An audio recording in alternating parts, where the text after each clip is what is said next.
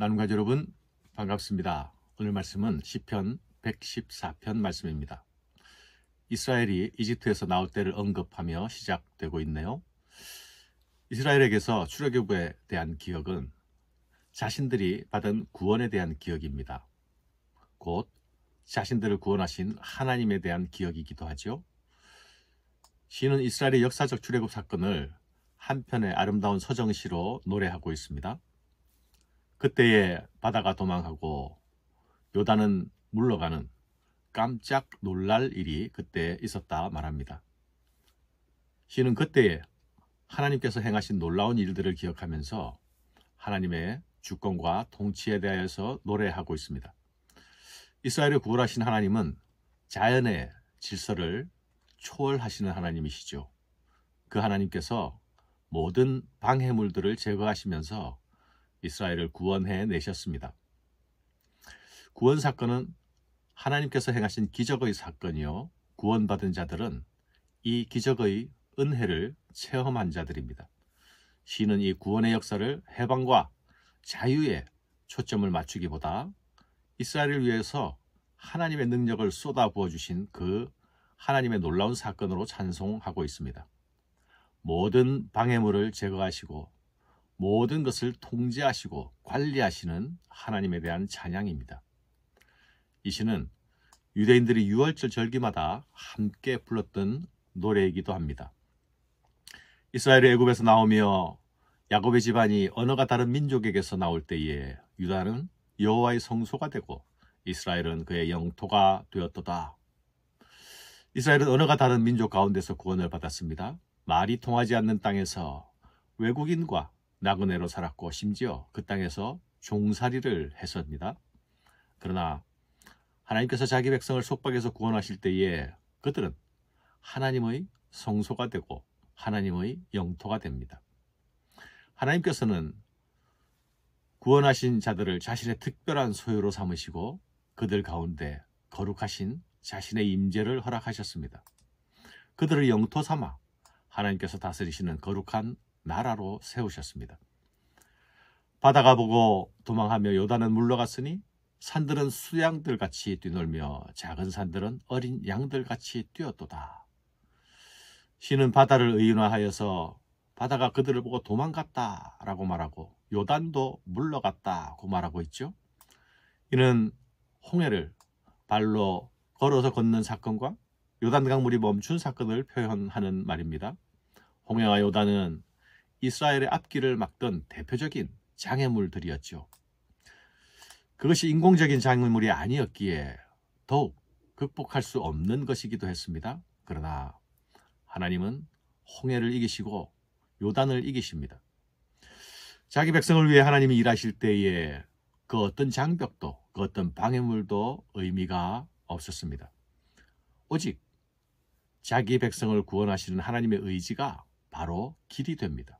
그분이 길을 내고 그분이 길을 만들어 내십니다. 산들이 뛰놀았다는 4절의 말씀은 시내산 언약 체결 현장을 배경으로 하고 있습니다. 하나님이 시내산에서 언약의 말씀들을 주실 때에 산들이 뛰놀았다. 그 뛰노는 모습이 마치 수양과 같고 어린 양들과 같다고 말합니다. 하나님의 말씀을 받는 자들의 기쁨을 산들이 춤추며 뛰놀았다고 말하고 있는 것입니다. 이것은 이스라엘의 기쁨이자 온 피조 세계의 기쁨입니다. 그분의 말씀은 혼돈을 질서로, 파괴를 생명으로, 저주를 복으로 바꿔주시는 생명의 말씀이요, 회복의 말씀이요, 복 주시는 말씀이시기 때문입니다. 이 복은 단지 이스라엘만이 누리는 복이 아니죠. 이스라엘을 통해서 열방으로, 온 세계로, 모든 피조물로 복이 그들을 통해 흘러가게 하실 것이기 때문입니다. 바다야, 네가 도망하면 어찌함이며 요단아, 네가 물러가면 어찌함인가. 너희 산들아 수량들같이 뛰놀며 작은 산들아 어린 양들같이 뛰놀면 어찌민가. 시는 마치 그 이유를 모르는 듯이 바다와 요단을 향해 그리고 산들을 향해 묻습니다. 네가 도망하고 물러가면 어찌미냐. 너희가 기뻐 뛰노는 이유는 또 어찌미냐 하고 묻습니다. 시인은 바다를 무력하게 하신 그 하나님의 능력을 찬양하고 있는 것이죠. 홍해도 요단도 하나님을 막아설 수 없었습니다. 이렇게 시인이 질문하는 것은 몰라서 묻는 것이 아니라 하나님의 놀라운 통치와 능력을 강조하기 위해서 그것을 물음의 형태로 반복하여 강조하고 있는 것입니다. 산들이 왜 뛰놀고 있냐고 묻는 것도 마찬가지입니다. 땅이여 너는 주 앞 곧 야곱의 하나님 앞에서 떨지어다. 그가 반석을 쳐서 못물이 되게 하시며 차돌로 샘물이 되게 하셨도다. 시인은 드디어 자신의 본 마음을 드러내고 있습니다. 시인을 노래하게 했던 그 마음속에 가득 차 있던 것이 무엇인지를 말하고 있습니다. 그것이 무엇입니까? 땅이여 너희는 주 앞에 떨지어다. 야곱의 하나님 앞에 떨지어다. 이것은 시인이 자신의 주인 되신 하나님을 자랑하는 노래입니다. 자신의 구원자를 뽐내는 노래이죠. 하나님을 거룩한 전사처럼 영웅처럼 표현하면서 땅을 향해서 너희는 떨라 하고 명령하고 있습니다. 그분은 반석도 무릉덩이가 되게 하시는 분이시고 바위에서도 샘을 내시는 하나님이라 말합니다. 이 사건 또한 출애굽 역사 속에 있었던 르비딤 사건과 가데스에 있었던 사건을 배경으로 노래하고 있는 것이죠. 물 없는 광야에서 물을 내셨던 그 하나님은 모든 것의 공급자셨습니다. 이스라엘이 목마름을 호소할 때마다 그곳이 어디든 물을 공급해 주셨습니다. 하나님은 무에서 유를 창조하시는 하나님이셨습니다. 자기 백성이 필요할 때면 언제나 그분의 능력을 나타내셔서 이스라엘에게 은혜를 베풀어 주셨습니다. 그 하나님께서 오늘도 우리에게 생수를 공급하심을 여러분은 알고 있습니까? 그분은 영원히 목마르지 않는 물을 자기 백성들에게 공급하십니다. 그래서 성도는 노래할 수 있습니다.